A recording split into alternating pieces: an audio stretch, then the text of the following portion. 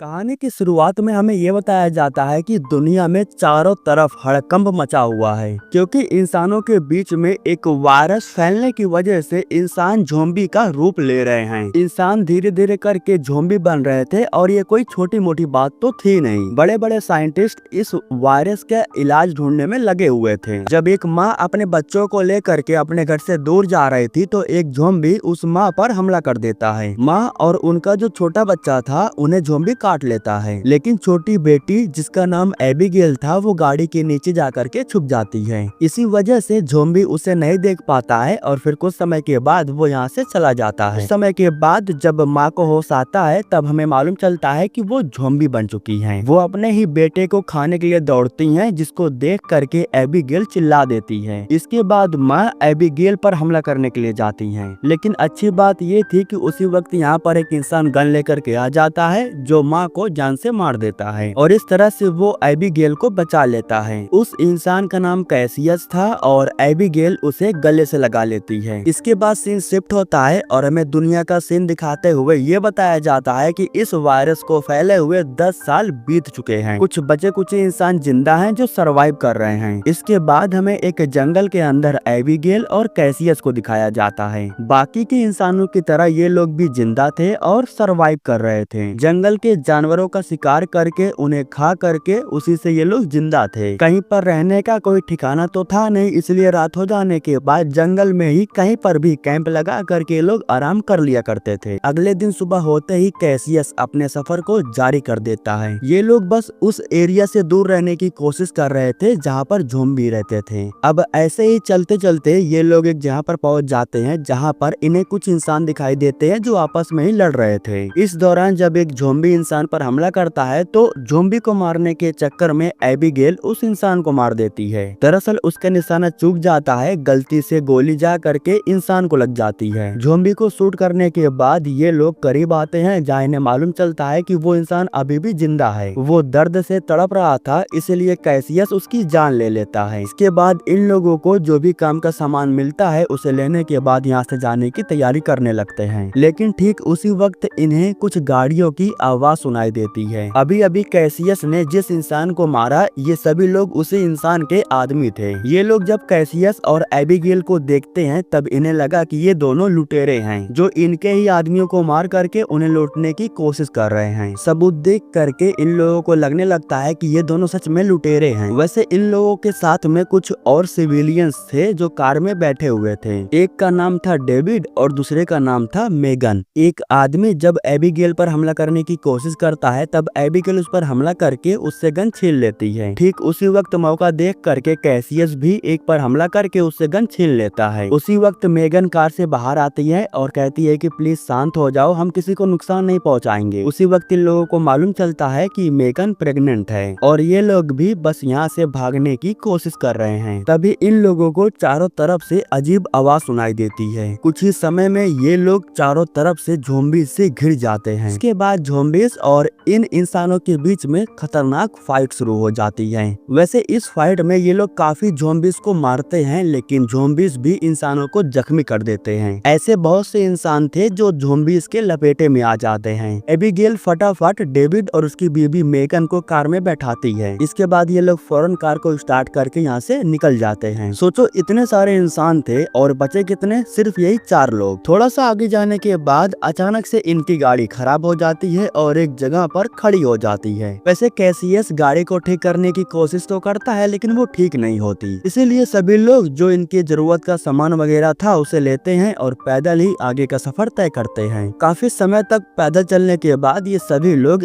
कुछ बिल्डिंग्स के पास पहुंच जाते हैं। बिल्डिंग के अंदर जाने के बाद सबसे पहले बिल्डिंग की अच्छे से तलाशी लेते हैं और जब इन्हें एहसास होता है कि बिल्डिंग में इन्हें कोई खतरा नहीं है तब ये सभी लोग आज रात यहीं पर रुक जाते हैं। इस दौरान मेगन इन्हें बताती है कि हम सभी लोग एक कॉलोनी के पास जा रहे थे। उस कॉलोनी में बहुत से इंसान जीवित हैं और सरवाइव कर रहे हैं। वहाँ पर खाने पीने का सारा व्यवस्था है। उसी वक्त कैसियस कहता है कि ऐसी कोई कॉलोनी नहीं है जहाँ पर इंसान सरवाइव करके रहते होंगे। कैसियस बाहर जाकर के एक ट्रैप बिछाता है और फिर वापस बिल्डिंग के अंदर आ जाता है। इसके बाद हमें कुछ ज़ॉम्बीज को दिखाया जाता है जो कैसियस और एबिगेल को ढूंढ रहे थे उन्हें मारने के लिए। ये ज़ॉम्बीज उनकी गाड़ी तक आकर के पहुंच चुके चुके थे जो रास्ते में बंद हो गया था। अब अगले दिन सुबह में हम एबिगेल को देखते हैं जो कि टेरेस पर बैठी हुई थी। अचानक से उसे झाड़ियों के पीछे किसी के होने का एहसास होता है। वो समझ जाती है कि ज़ॉम्बीज़ यहाँ आकर के पहुंच चुके हैं। तभी उसे एक ज़ॉम्बी अपने बिल्डिंग में भी दिखाई देता है जो एबिगेल को देख लेता है और उसके पीछे भागता है। लेकिन एबिगेल काफी होशियार थी, वो उस ज़ॉम्बी को आसानी से नीचे गिरा देती है। लेकिन दिक्कत की बात ये थी कि और भी ज़ॉम्बीज़ बिल्डिंग के पास आकर के पहुंच चुके थे। इनमें से एक ज़ॉम्बी जब बिल्डिंग के अंदर जाने की कोशिश करता है तब वो ट्रैप में फंस जाता है और फिर एक जोरदार धमाका होता है। धमाके की आवाज कैसियस भी सुनता है जिससे उसे मालूम चल जाता है कि वो ज़ॉम्बीज़ बिल्डिंग तक पहुंच चुके हैं। इसलिए कैसियस फटाफट यहाँ से निकलता है क्योंकि वो इनके पीछे ही थे। रास्ते को देख करके एबिगेल कहती है कि इस रास्ते से अगर हम जाएंगे तो मेरे पिता का एयरलाइंस पड़ेगा, जहाँ पर वो अपना एक प्राइवेट जेट रखते थे। अगर वो जेट अभी भी वहाँ पर पड़ा होगा तो हम उसकी मदद से जल्दी अपनी मंजिल तक पहुँच सकते हैं। यह सुनकर के डेविड कहता है कि ये तो बहुत अच्छी बात है, मैं एक इंजीनियर हूँ और मैं प्लेन्स को ठीक भी कर सकता हूँ। अगर बाई चांस उसमें कुछ खराबी हुई तो हम उसे ठीक कर सकते हैं और फिर यहाँ से निकल सकते हैं। उसी वक्त कैसियस इन्हें टोकते हुए कहता है कि इस रास्ते पर जाना बिल्कुल भी सेफ नहीं है। एक ऐसा रास्ता है जिस पर अगर हम गए और बाई चांस ज़ॉम्बी आ गए तो हम वहाँ से भाग नहीं पाएंगे, क्योंकि इस एक रास्ते के अलावा हमारे पास और कोई रास्ता नहीं है। अब वो बात तो सही कह रहा था, लेकिन सभी लोग एबिगेल के सपोर्ट में थे, इसलिए वो कुछ नहीं कर पाता और फिर कैसियस भी चुपचाप इन लोगों के साथ जाने के लिए तैयार हो जाता है। थोड़ा सा आगे जाने के बाद इन्हें एक बिल्डिंग के पास एक कार मिलती है। सबसे अच्छी बात क्या है पता है, इस कार के अंदर इन्हें एक व्हील चेयर मिल जाता है, जिसकी वजह से मेगन का काम आसान हो जाता है क्योंकि अब उसे चल करके नहीं जाना होगा। कुछ समय के बाद जब ये लोग एयरलाइंस के पास पहुंच जाते हैं ना, तब इन्हें मालूम चलता है कि यहाँ पर तो कुछ है ही नहीं, मतलब कि अब इन लोगों को यहाँ से वापस लौट करके जाना होगा। लेकिन उसी वक्त एबिगेल को याद आता है कि यहाँ पर उसके पिता का एक बंकर भी है, जिसके अंदर अक्सर वो अपने प्राइवेट जेट को रखते थे।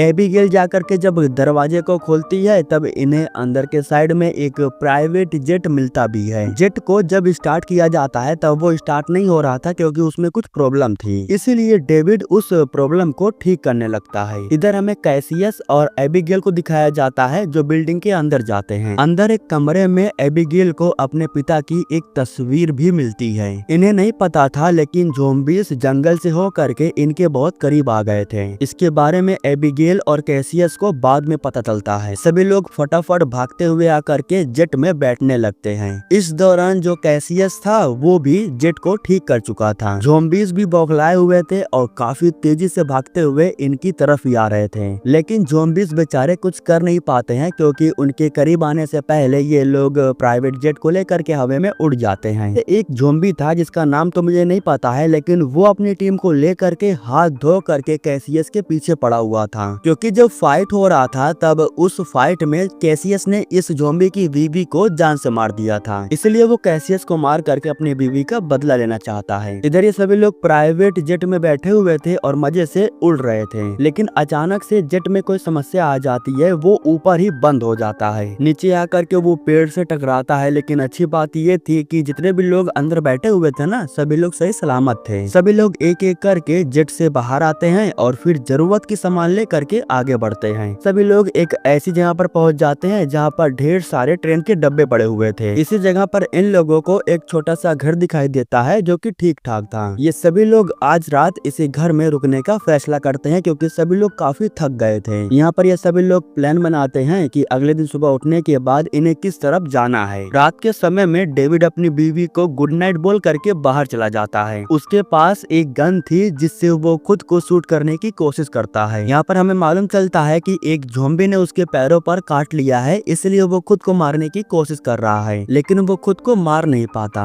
अब अगले दिन सुबह हो जाने के बाद सभी लोग मैप को देख करके अपनी मंजिल की तरफ आगे बढ़ते हैं, लेकिन जैसे जैसे ये लोग आगे बढ़ रहे थे वैसे वैसे डेविड की हालत और खराब होते जा रही थी। कैसियस भी देख लेता है कि डेविड के पैर से खून निकल रहा है, जिससे वो भी समझ जाता है कि डेविड ज़ॉम्बी से इन्फेक्टेड हो चुका है। वो डेविड से कहता है कि तुम इसके बारे में अपनी बीवी को कब बताओगे, जिस पर डेविड कहता है कि तुम मुझे मार क्यों नहीं देते, लेकिन डेविड उसे मारता नहीं है। इसके बाद ये सभी लोग आगे बढ़ते हैं और थोड़ी ही दूर आगे जाने के बाद इन्हें एक छोटा सा घर दिखाई देता है। एबिगेल घर के सामने जाकर के रिक्वेस्ट करती है कि हमें घर के अंदर आने दिया दिया जाए। मेरे साथ में एक प्रेग्नेंट लेडी है और हमें भूख लगी हुई है। कुछ समय के बाद एक बूढ़ा इंसान दरवाजा खोल करके बाहर आता है जिसका नाम स्मिथ था। उसे भी ये सोच करके डर लग रहा था कि कहीं ये लोग लुटेरे ना हो। लेकिन जब वो इनके साथ में मेगन को देखता है जो कि प्रेग्नेंट थी, तब वो इन पर रहम दिखाता है। वो इन लोगों से सारे हथियार को बाहर रखवा देता है और फिर इन्हें घर के अंदर आने की परमिशन दे देता है। इसके बाद ये सभी लोग घर के अंदर जाने के बाद फ्रेश होते हैं और फिर स्मिथ इन्हें खाने के लिए खाना भी देता है। आज ये सभी लोग पहली बार पेट भर के खाना खाते हैं और फिर स्मिथ इन्हें पिलाने के लिए ड्रिंक भी लेकर के आता है। इसके बाद ये सभी लोग एक साथ में बैठते हैं और फिर आपस में बातें करना शुरू करते हैं। यहाँ पर स्मिथ इन लोगों से कहता है कि एक प्रकार से इंसानों के साथ जो कुछ भी हो रहा है वो बिल्कुल सही हो रहा है। साफ साफ उसका मतलब ये था कि इंसान ज़ॉम्बी बन रहे हैं, ये हमारे प्राकृतिक के लिए बहुत अच्छी बात है। उसकी बातों को सुनने के बाद इन लोगों को मालूम चलता है कि उसका दिमाग खिसका हुआ है। वो इंसानों के सपोर्ट में नहीं बल्कि ज़ॉम्बीज के सपोर्ट में है। वो इन लोगों को ये भी बताता है कि मैंने इन ज़ॉम्बीज पर काफी रिसर्च की है, मुझे इनके बारे में काफी कुछ पता है। इनमें से एक ये भी है कि अगर इन ज़ॉम्बीज को मारा ना जाए तो वो हजारों साल तक जीवित रह सकते हैं। उसी वक्त अचानक से डेविड को अपने शरीर में काफी ज्यादा दर्द महसूस होने लगता है, इसीलिए वो उठ करके वॉशरूम में चला जाता है। बात ऐसी थी कि वो धीरे धीरे ज़ॉम्बीज बन रहा था। जैसे वो बाहर आता है तब उसे मालूम चलता है कि स्मिथ ने सभी को बेहोश कर दिया है। दरअसल स्मिथ के हाथों में एक खास प्रकार का गैजेट था जिसमें से एक साउंड वेव निकल रहा था और उसी साउंड वेव की मदद से वो डेविड को कंट्रोल कर लेता है, क्योंकि वो साउंड वेव ज़ॉम्बीज को कंट्रोल करने के लिए ही बनाया गया था। एक एक करके जब इन लोगों को होश आता है तब इन्हें मालूम चलता है कि ये सभी लोग एक कमरे में हैं और स्मिथ ने इन्हें बांध करके रखा है। बात ऐसी थी कि स्मिथ डेविड के ऊपर एक्सपेरिमेंट करना चाहता था, क्योंकि वो धीरे धीरे ज़ॉम्बी बन रहा था। और फाइनली यहाँ पर उसकी बीवी मेगन को भी मालूम चल जाता है कि उसका पति ज़ॉम्बी बन रहा है। इसके बाद स्मिथ दिखाता है कि उसने अपनी बीवी को भी इसी कमरे में बंद करके रखा है। दरअसल उसकी बीवी भी ज़ॉम्बी बन चुकी थी। वो उस गैजेट के जरिए अपनी बीवी को कंट्रोल कर रहा था। वो अपनी बीवी को छोड़ देता है इन सभी पर हमला करने के लिए। जैसे तैसे करके डेविड अपने हाथों को छुड़ा लेता है और वो उस ज़ॉम्बी पर हमला कर देता है। इसके बाद वो फौरन जाकर के कैसियस को छुड़ा देता है। ठीक उसी वक्त स्मिथ यहाँ से भाग जाता है। ये सभी लोग फटाफट स्मिथ के गाड़ी की चाबी लेकर के बाहर आते हैं और उसकी गाड़ी में बैठ करके यहाँ से निकल जाते हैं। लेकिन दिक्कत की बात ये थी कि वो ज़ॉम्बीज यहाँ पर आकर के पहुंच चुके थे और वो काफी समय से इनके गाड़ी के पीछे भाग रहे थे। थोड़ा सा आगे जाने के बाद इनके सामने एक पेड़ आ जाता है जिसकी वजह से ये सभी लोग गाड़ी से नीचे उतर जाते हैं। यहाँ पर जो डेविड था वो सभी लोगों को आगे जाने के लिए कहता है और वो खुद यहाँ रुक करके ज़ॉम्बीज को रोकना चाहता था। उसकी बीवी उसे छोड़ करके जाना तो नहीं चाहती थी, लेकिन वो भी मजबूर थी। इनके जाने के बाद डेविड ज़ॉम्बीज से लड़ता है और उन्हें रोकने की कोशिश करता है, लेकिन तभी पीछे से एक ज़ॉम्बी आता है और डेविड को भी जान से मार देता है। असल ये लोग जिस कॉलोनी के पास जाना चाहते थे ना, वहाँ पर आकर के पहुँच चुके थे। कॉलोनी में जो लोग गन लेकर के बैठे हुए थे ना, वे सभी लोग ज़ॉम्बीज को शूट करके उन्हें खत्म कर देते हैं। इसके बाद वे लोग एक नाव को भेजते हैं और फिर नाव में बैठ करके ये सभी लोग कॉलोनी पर चले जाते हैं। इस दौरान मेगन को भी काफी दर्द महसूस हो रहा था, क्योंकि उसकी डिलीवरी का वक्त हो चुका था। खैर अब बोट पर जितने भी लोग थे वे सभी लोग इन लोगों को बचा लेते हैं। अगले दिन जंगल के अंदर हम स्मिथ को देखते हैं जो उन ज़ॉम्बीज को देखता है जो मरे पड़े हुए थे। अब वो इन ज़ॉम्बीज के साथ आखिर करने क्या वाला है ये तो हमें कहानी में आगे पता चलेगा। बोट में एक डॉक्टर थी जिन्होंने मेगन की डिलीवरी करवाई। वो कैसियस को बताती हैं कि बच्चा तो सही सलामत है लेकिन माँ नहीं बच पाएगी। माँ की हालत बहुत ज्यादा खराब है, वो किसी भी वक्त गुजर सकती हैं। ज्यादा भाग दौड़ करने की वजह से ऐसा हो रहा था, वरना मेगन की भी जान बच जाती। मरने से पहले वो कैसियस से कहती है कि मुझसे एक वादा करो कि मेरे जाने के बाद तुम मेरी बच्ची का अच्छे से ख्याल रखोगे। जिस तरीके से तुमने एबिगेल का ध्यान रखा उसे बड़ा किया। कैसियस उससे वादा करता है और कहता है कि मैं तुम्हारी बच्ची का अच्छे से ख्याल रखूंगा। ठीक उसी वक्त मेगन की मौत हो जाती है और अब इस बच्ची की जिम्मेदारी कैसियस पर आ चुकी थी। इसके बाद हमें स्मिथ को दिखाया जाता है जो कॉलोनी के पास खड़ा हुआ था। यहाँ पर हमें यह भी मालूम चलता है कि वो यहाँ पर अकेला नहीं आया है, बल्कि अपने साथ ज़ॉम्बीज को भी लेकर के आया है। उस गैजेट के जरिए वो इन ज़ॉम्बीज को कंट्रोल करता है और सभी ज़ॉम्बीज को बोट पर भेज देता है। एक एक करके सारे ज़ॉम्बीज बोट पर आ जाते हैं और सभी इंसानों पर हमला कर देते हैं। कुछ ही समय में सभी लोगों को मालूम चल जाता है कि बोट पर ज़ॉम्बीज आ चुके हैं। इनका जो कमांडर था वो अपने लोगों से कहता है कि सभी लोगों को लेकर के सुरंग के अंदर चले जाओ। इधर हमें कैसियस और एबिगेल को दिखाया जाता है जो ज़ॉम्बीज से फाइट कर रहे थे। इस दौरान यहाँ पर स्मिथ आ जाता है और वो एक ज़ॉम्बी से कैसियस पर हमला करवा देता है। कैसियस नीचे पड़ा हुआ था, तब स्मिथ उसके पास जाता है और उसे मारता भी है,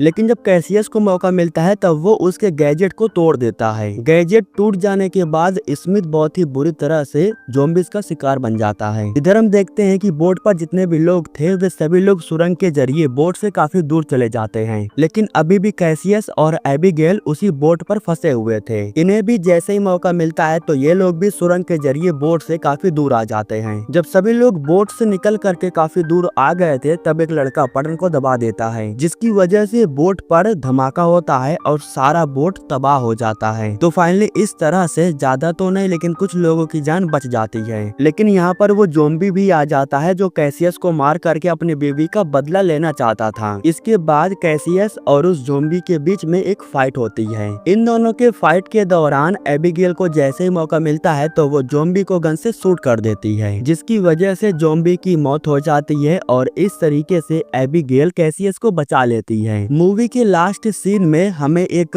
आइलैंड को दिखाया जाता है। अब ऐसा हो सकता है कि ये सभी लोग इस आइलैंड पर जा करके अपनी एक नई जिंदगी की शुरुआत करेंगे।